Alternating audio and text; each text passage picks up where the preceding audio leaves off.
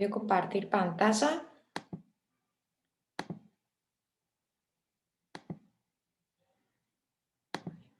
Producir acá. Bueno, entonces hoy arrancamos con la unidad 3.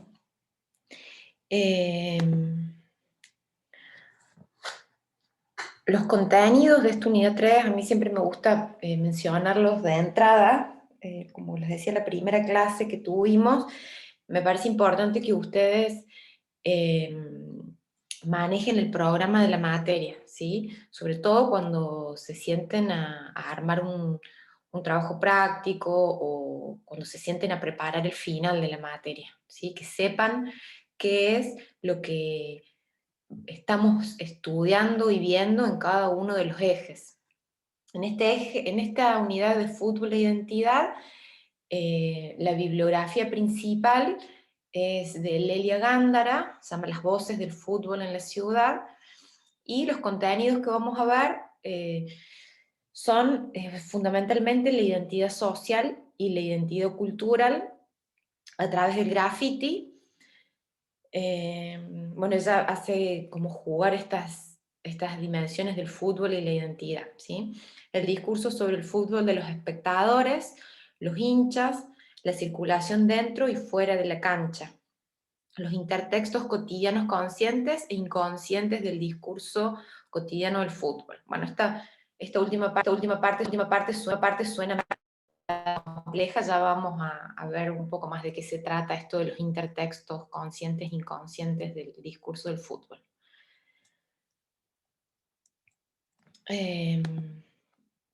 Bueno, un poco primero sobre la autora Lelia Gándara, que también me parece importante, como en el caso de Archetti, saber quiénes son las personas los autores que estamos viendo, justamente para ver cuál es su formación y desde qué lado escriben y analizan el deporte en cuestión, en este caso el fútbol, y para ver también si son, ¿no? Personalidades como autorizadas para hablar de eso. En el caso de Lelia Gándara, ella es licenciada en letras, además es lingüista y analista del discurso, y se ha ocupado de estudiar el vínculo entre sociedad y fútbol a través del análisis de prácticas discursivas como los cantos en las canchas, los grafitis, los chistes de fútbol y el lenguaje cotidiano vinculado al fútbol, ¿sí? O sea, ella como analista del discurso, en lo que va a hacer foco es justamente en estas expresiones o en estas prácticas discursivas como los cantos, los insultos en la cancha, los grafitis, los chistes, ¿sí? O sea, tanto del lenguaje oral como del lenguaje visual. No dirige su atención al discurso de los medios de comunicación, como habíamos visto que sí lo hace Archetti, a través de la prensa, sobre todo a través de publicaciones del Gráfico, lo hace Archetti. Tampoco dirige su atención al discurso de los dirigentes o los jugadores, sino que se va a centrar en el discurso de los espectadores, ¿sí? De los hinchas, los mensajes que circulan dentro y fuera de la cancha, los que aparecen en las paredes de los barrios, ¿sí? Entonces eso también es un poco la invitación que yo les hago a través de este tercer práctico, que ustedes empiecen a poner el ojo en estos mensajes que circulan en las paredes de los barrios, en las paredes de las canchas, si viven cerca de alguna cancha, y que empecemos a hacer la lectura de ver qué se quiere transmitir en esa práctica discursiva, ¿sí? Bueno, el terreno del discurso sobre el fútbol es un terreno muy fértil para analizar las identidades, dice Gándara. Además, para analizar las relaciones sociales y los sistemas de creencias y representaciones. Bueno, lo primero que ella analiza es la identidad que está en juego, ¿sí? Con respecto al fútbol. En el discurso del fútbol, si algo está en juego, dice ella, es la identidad vinculada a lo territorial. En primer lugar, en lo que hace la identidad nacional, ya que la impronta del fútbol produce un encuadre de buena parte de la sociedad atrás del equipo que representa al país en los partidos internacionales. Allí se evidencia el rol del fútbol como un espacio de construcción de la identidad de la nación. Bueno, acá no hay demasiado que explicar o agregar, es lo que ya sabemos todos, ¿no? Cómo eh, a través del fútbol se expresa este sentido de la argentinidad, de la nacionalidad, eh, que también lo trabaja Archetti.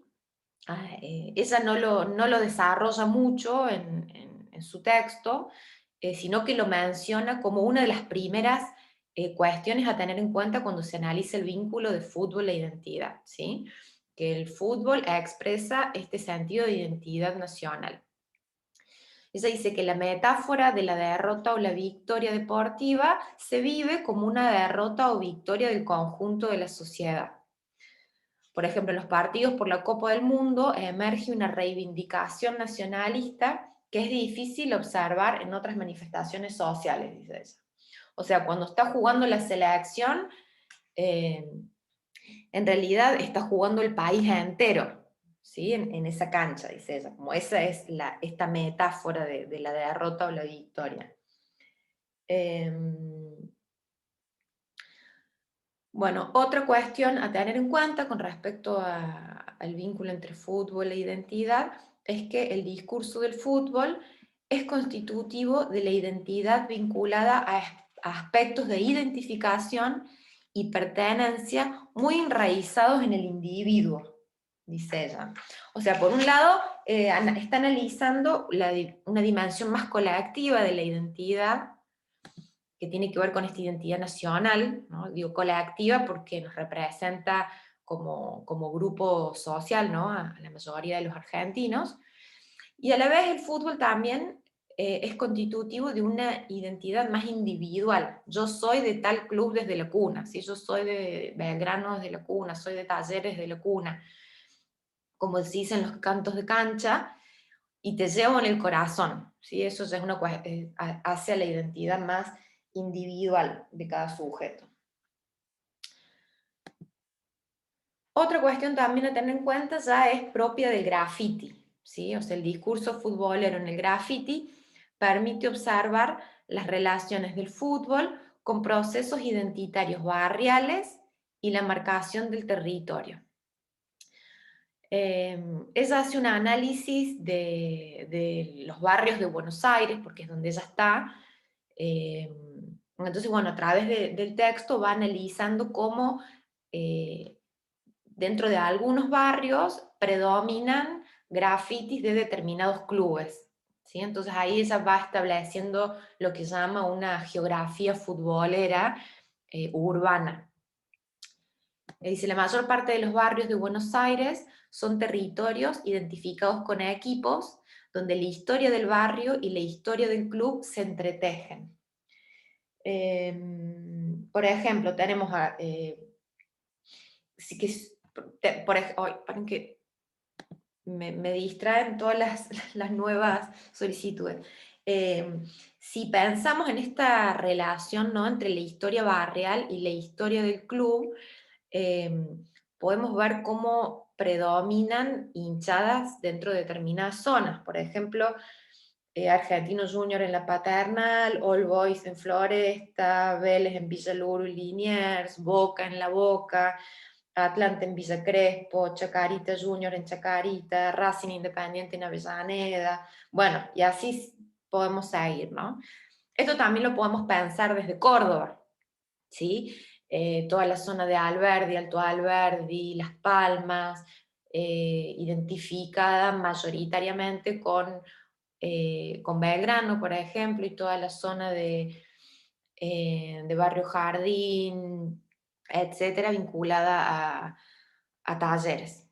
Por supuesto que, digamos, no significa que todas las personas que vivan en esos barrios sean hinchas de esos clubes, sino que estamos analizando la vinculación que hay entre la historia de un barrio y la historia de los clubes, ¿sí? Y cómo en esas zonas empieza a haber marcaciones territoriales que se expresan a través de un graffiti, una pintada callejera, etc. Bueno, la marcación territorial, dice Gándara, mediante el graffiti, juega allí un rol particular. La competencia por el espacio en la pared mediante tachaduras, superposiciones, el deseo de copar todo, como dicen algunos grafitis barriales, funciona como una metáfora de la competencia en la cancha. Y en el mismo sentido funciona la ansiedad por llegar hasta donde nadie llega para dejar la inscripción del nombre, los colores o el escudo del club del que seas hincha.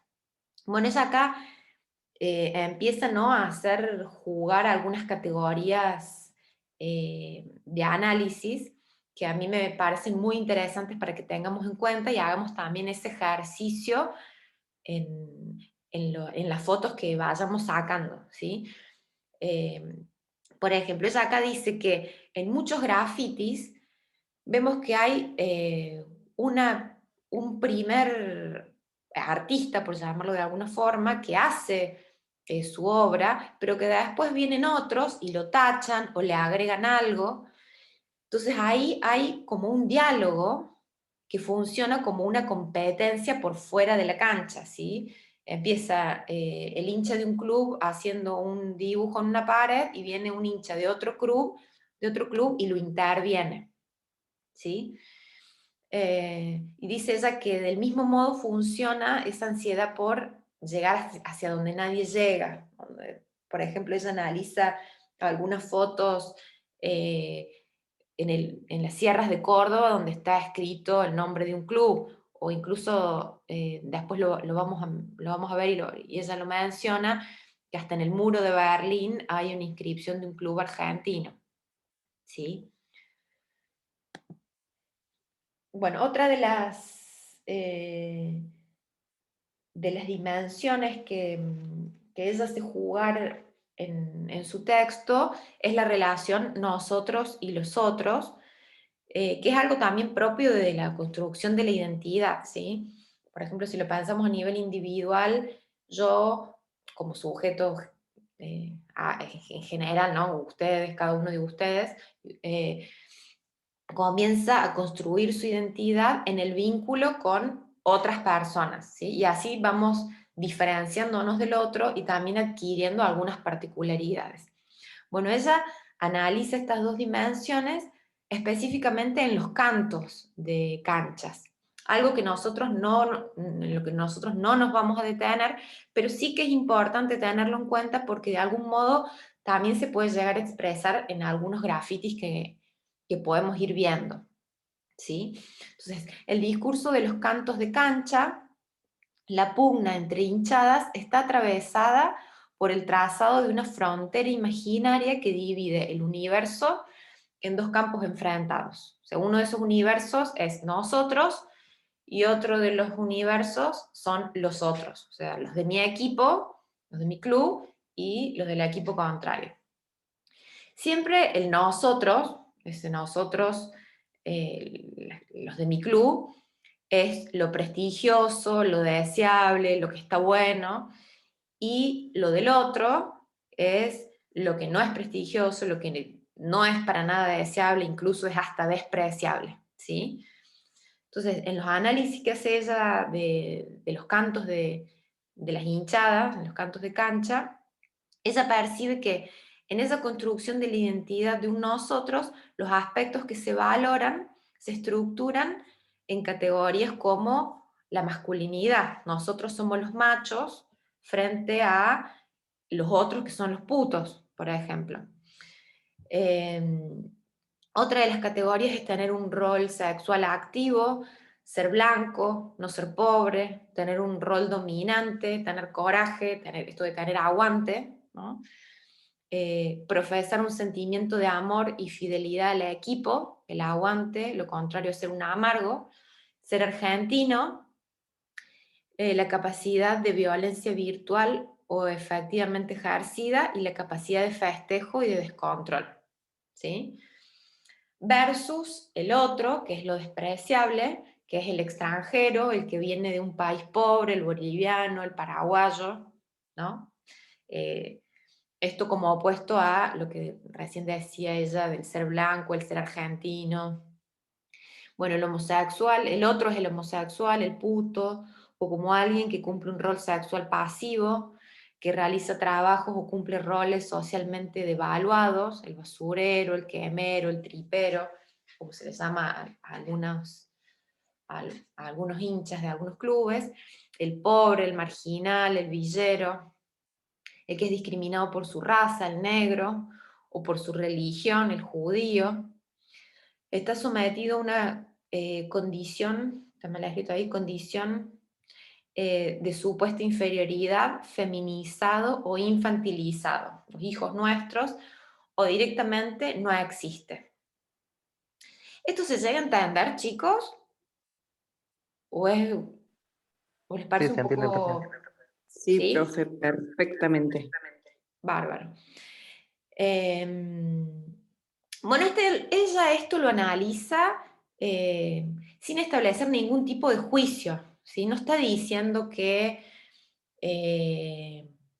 que esté mal cómo se van configurando estos discursos futboleros en los cantos de las hinchadas, ¿sí? Que la mayoría de las canciones son homófobas, que sean eh, hiper como reproductoras de la dominación de la masculinidad. No, no, ella no está diciendo eso, ¿sí? Ella simplemente está analizando cómo se construyen eh, estas identidades en torno al fútbol, ¿sí? Eso me interesa que quede claro, que no está diciendo que esté bien ni mal. Bueno, otra de las cuestiones es que hay una reafirmación de la identidad del colectivo de pertenencia que se estructura socavando la identidad del otro a través de la descalificación y la humillación. O sea, una vez que se establece esta frontera entre el nosotros de mi club y el ellos o los otros, hay una reafirmación de nuestra identidad de pertenencia que socava, ¿no? O trata de disminuir la identidad del otro. En ese discurso se reproduce en buena medida un patrón ideológico dominante de nuestra sociedad, ¿sí? Y esto me parece interesante tenerlo en cuenta. Ella hace mucho análisis sobre la práctica de los insultos en el fútbol, ¿sí? Los insultos como palabras que figuran en las canciones, de las hinchadas, incluso también en los grafitis. Y ella dice que en su análisis de estos insultos, ni siquiera tenemos una libertad de poder elegir cualquier insulto, sino que muchas veces esas elecciones de los insultos están un poco determinadas socialmente porque hay un abanico de opciones de insultos que son los más utilizados eh, socialmente en el terreno, por ejemplo, del fútbol, ¿sí? Entonces, por eso ella dice que este discurso reproduce en buena medida un patrón ideológico dominante en nuestra sociedad, ¿sí? Si nosotros hacemos también un análisis de nuestra sociedad, y esto lo hablo desde mí, no es que lo plantee Lelia Gándara, digo, si hacemos un análisis de la Argentina, vemos que hay en el imaginario del argentino medio y de la Argentina media, hay algunos rasgos racistas, por ejemplo, esto de, ay, los negros de mierda, perdón la palabra, pero es como una expresión que se usa corrientemente, o estos putos, ¿sí? Que se espeja en el terreno del fútbol, ¿sí? Pero que es mucho más amplio que el fútbol, no es que solamente se da en el fútbol, ¿sí? Por eso ella dice que el discurso futbolero reproduce un patrón ideológico dominante en nuestra sociedad, que seguramente en otros países se da de otra forma, ¿sí? Se da con las características propias que tenga ese país en particular. Bueno, ella dice que sin embargo las dos hinchadas enfrentadas pertenecen generalmente a la misma comunidad y no hay prácticamente diferencias raciales, étnicas, religiosas o económicas relevantes entre ellas que justifiquen el trazado de esa frontera imaginaria, ¿sí? Si pensamos, por ejemplo, en las hinchadas acá en Córdoba, de Talleres, Belgrano, Independiente, de Instituto, perdón, eh, podemos ver que tampoco hay diferencias raciales tan grandes, religiosas tan grandes, que justifican justamente esa diferenciación que hacen las hinchadas. Los insultos son palabras que han sufrido de vaciamiento de significado, dice ella. Sería equivocado y aterrador suponer que si hay miles de hinchas gritando en la cancha cantos racistas, homófobos o antisemitas, esto signifique que adhieran literalmente en toda la carga significante a estos contenidos. ¿Sí? Esto es un poco lo que les decía recién yo.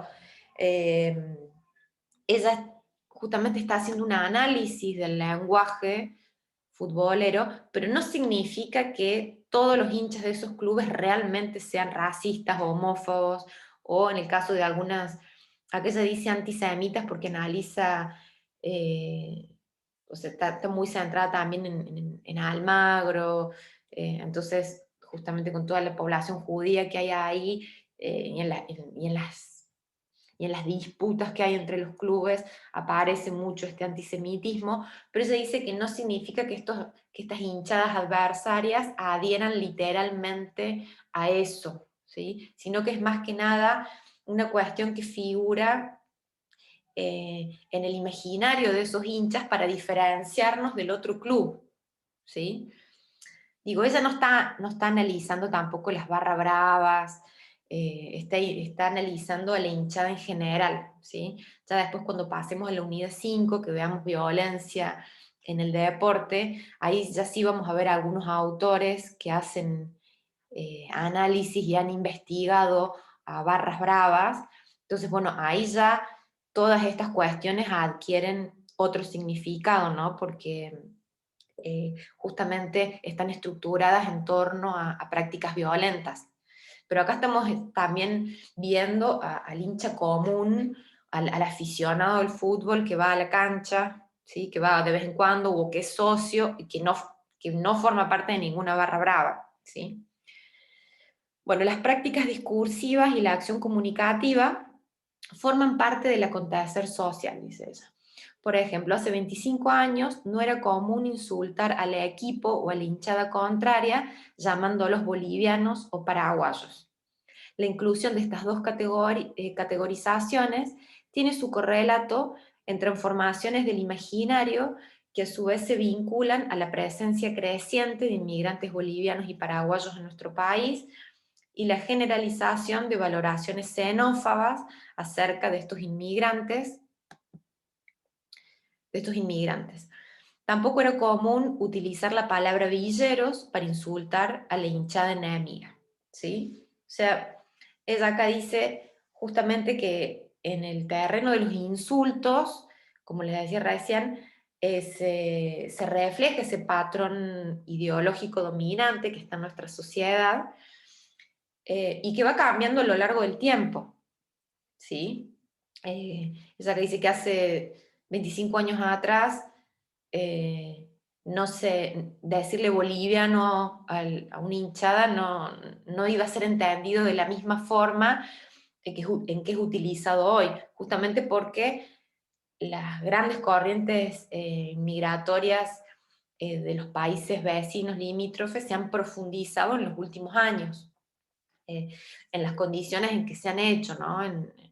Eh, Conformándose colectivos de barrios, de bajos recursos, que bueno, que vienen con una esperanza de encontrar una perspectiva laboral y de movilidad social que no tienen en sus lugares de orígenes, y bueno, toda la reacción que ha tenido nuestra sociedad con respecto a eso. Lo mismo dice ella con la palabra villeros.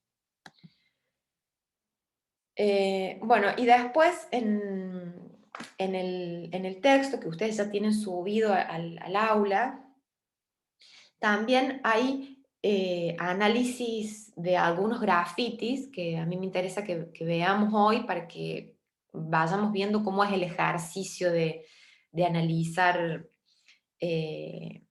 estos discursos, que es lo que ustedes van a tener que hacer en el práctico, ¿sí? En el caso de... no, creo que lo tienen en color a las fotos en el texto ustedes. La verdad que no me acuerdo, creo que sí. Bueno, después en todo caso lo reviso. Bueno, imágenes del hincha. Análisis de casos para ver la construcción identitaria. En primer lugar, vemos la imbricación, o sea, la relación de la identidad futbolera con la identidad barrial, como habíamos dicho antes. A ver, quiero volverme, porque ella está analizando ahora una foto, pero no sé dónde la puse acá en el... acá. A partir de estas dos imágenes, de estos dos grafitis, ella va a ir haciendo el análisis, ¿sí? Como le decía recién, está centrada ella en Buenos Aires, o sea, todo su análisis es, y sobre todo en Capital Federal. Bueno, y en primer lugar vemos la imbricación entre la identidad futbolera con la identidad barrial. Aparece en la calle Velasco y Gurru, o sea, las calles Gurruchaga y el barrio Villa Crespo, los nombres de barras barriales, los pibes, y encontramos toda la simbología propia de Atlanta, escudo, colores y nombres, ¿sí? O sea, acá ya van apareciendo elementos propios de la identidad. En segundo lugar, hay un intertexto con el rock, o sea, la palabra intertexto significa que está vinculado con el rock, ¿sí? También pasa en las canciones, muchas canciones de las canchas están sumamente vinculadas con el rock. La referencia a Patricio Rey, Los Redonditos de Ricota, La Lengua de los Rolling Stones y la referencia a Ataque 77. La práctica identitaria más voluminosa de los grafiteros en Capital Federal gira en torno a estos dos ejes, fútbol y el rock. Cruces que también encontramos en otros discursos de cancha. La barra de Racing, por ejemplo, usa el apelativo Racing Stone. ¿Sí? A ver, volvemos un poco a la imagen. Esta es la que está analizando ella. Figura el nombre del barrio, 77, All Boys Capo, la imagen de Patricio Rey, ¿sí? Los colores del club. Pues se me perdió acá el... Bien. Luego podemos observar algunos ejes que se perfilan en el discurso de los hinchas y que tienen que ver con construcciones como el desafío, la rebelión, el descontrol, algunos clichés gráficos de violencia simbólica, como la lápida o el ataúd con el nombre del contrario, mensajes sugeridos en la secuencia de números 22, 14, 79, que en la clave de los sueños remiten al loco, el borracho, el ladrón, la referencia a las drogas. Uy, ya se nos acaba el tiempo. Bueno, son todos elementos que ella va relacionando con esta identidad, ¿sí?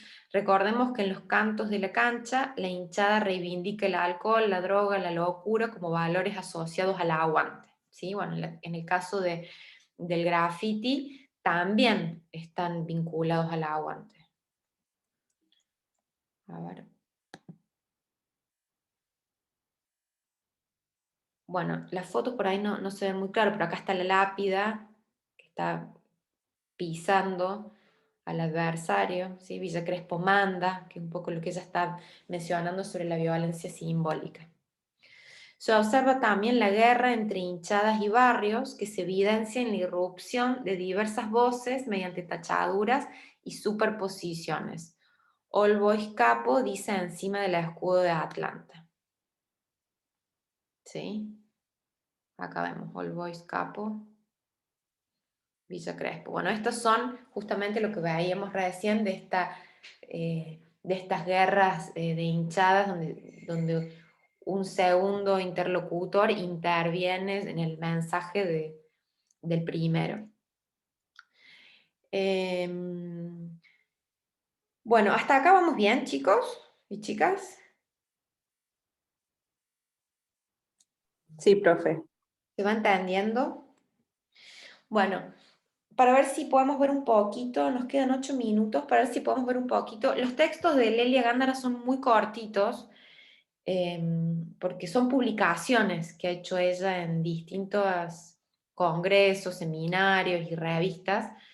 Entonces, digamos, tienen otra densidad en la lectura y además que justamente van acompañados de imágenes, de fotos, donde ella va analizando los grafitis. O sea que me parece que es como súper ameno para cuando ustedes vayan a la lectura. Eh, yo lo que les propongo es que para la clase que viene traten de leer un poco y si tienen alguna consulta que la conversemos un poquito en clase, pero en realidad es una lectura como muy, muy ligera, ¿sí? El otro texto lo escribe ella con Sebastián Codeseira y se llama Graffiti, Fútbol e Identidad. Y acá sí va analizando más concretamente distintos casos de grafitis futboleros en Buenos Aires. Dice, el análisis de un corpus de graffiti con temática futbolera permite realizar observaciones acerca de algunas formas en las que se expresa la identidad. Esto ya lo mencionó en el texto anterior. Un primer acercamiento a las formas de manifestación identitaria revela el desdoblamiento de dos instancias complementarias. Una identificación positiva o expresión de pertenencia y la diferenciación o expresión de la otra edad, ¿sí? O la alteridad, perdón. Entonces esto es lo que veíamos recién, la diferencia entre nosotros y el otro, o los otros, son como dos instancias complementarias. A medida que yo me identifico positivamente con algunos rasgos, identifico al otro con otros rasgos diferentes y así me diferencio, ¿sí? El relevamiento fotográfico realizado abarcó principalmente los barrios de Floresta, Mataderos, Villa Crespo, Chacarita y Caballito, ¿sí? En estas imágenes que ella eh, analiza. Primer cuestión a tener en cuenta es la marcación territorial. ¿Sí? Dice, entre las diversas modalidades discursivas de expresión de identidad, el graffiti permite marcar territorios. En la foto 1 vemos que la escritura también busca copar, apropiarse del espacio disponible y llegar a todas partes. ¿Sí? Esta es la imagen de la izquierda que dice ferro copa, la quinta. Ahí ella dice que hay una expresión o una marcación territorial justamente también en el tamaño en el que está escrito ferro copa, ¿no? Que quiere apropiarse del espacio, del territorio. Copar todo es una metáfora de la dominación en la tabla de posiciones, en la que además se juega la doble connotación léxica de copa como verbo y copa como sustantivo en el sentido de trofeo, ¿sí? O sea, vieron que a partir de algo que parece muy, muy simple, eh, ella hace como un análisis mucho más profundo, primero en las dimensiones en que está hecha esa inscripción, ese graffiti, y después en el sentido de copar, como de ocupar como verbo, y copa, ¿no? Como trofeo.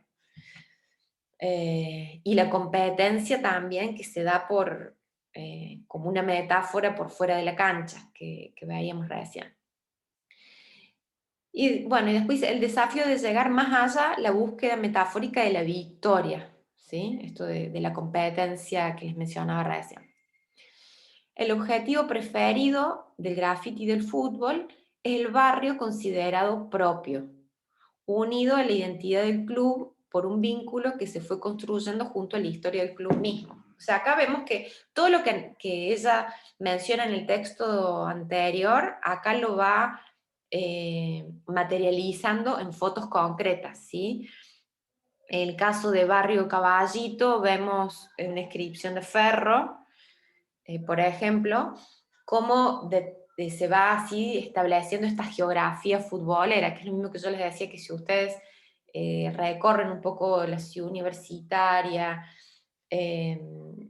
Barrio Jardín y toda la zona aledaña, van a ver que es como la zona considerada propia de los hinchas de Talleres, ¿sí? Bueno, la identidad futbolística está relacionada a una serie de contenidos y valores. Sentimiento, pasión, aguante, locura. Los afectos que moviliza el fútbol son intensos porque actualiza vínculos familiares de la propia historia y sociales por la fuerza que tiene el encuentro en la cancha como evento popular y colectivo. ¿Sí? Por eso vemos siempre alusiones a algunos sentimientos que genera el club. Acá vemos en las fotos de arriba, por ejemplo, mi barrio, mi corazón, Ferro te amo, pasión, locura en los de abajo, ¿sí? Son todos estos contenidos asociados a valores. Bueno, en los insultos proliferan expresiones que destilan homofobia, antisemitismo, racismo, machismo y la ideología de la dominación, que era también otra de las cuestiones que analizábamos recién en el texto. Bueno, vemos acá que dice Atlanta judía puta, Chaca puto, ¿sí? Pero además se busca la marcación del territorio del que es considerado enemigo privilegiado del cuadro, entablándose verdaderas guerras en las paredes, especialmente en los barrios contiguos. Se puede comprobar cómo se manifiesta la rivalidad en la competencia por el espacio físico, la cantidad de superposiciones, tachaduras, correcciones y agregados que muestran las pinturas. Bueno, acá vemos también una cosa que por ahí es hasta difícil de leer porque hay tachaduras, escritos con otro color de aerosol por encima, ¿sí? Pero bueno, ella pone esa imagen justamente como una manifestación de esta competencia por el espacio físico que también es, ¿no?, metáfora de la competencia que se da en la cancha. Entonces, todas estas también son cosas que ustedes pueden ir registrando a medida que vayan viendo en la calle, pueden ir sacando fotos de esto. Chicos, antes que se me corte que se nos corte y se nos termine el tiempo, si se corta, digamos, nos volvamos a conectar, así terminamos esto y destinamos unos minutitos solo para quienes tengan dudas con los trabajos prácticos, ¿sí? Pero quiero que podamos finalizar un poquito esto, así no nos queda como en la nada, porque seguramente ya en breve se corta. Bueno, estas dos imágenes justamente son ejemplos de esta competencia, de cómo se busca establecer la diferencia con el otro, del equipo adversario, ¿sí? Y que generalmente es a través de insultos, analiza ella. Dice, hay un universo vocabular, o sea, del vocabulario, bastante estable, en el que las ocurrencias a ciertos ítems léxicos es constante. Entre los verbos hay como una predominancia del verbo manda, copa, gana, aguanta,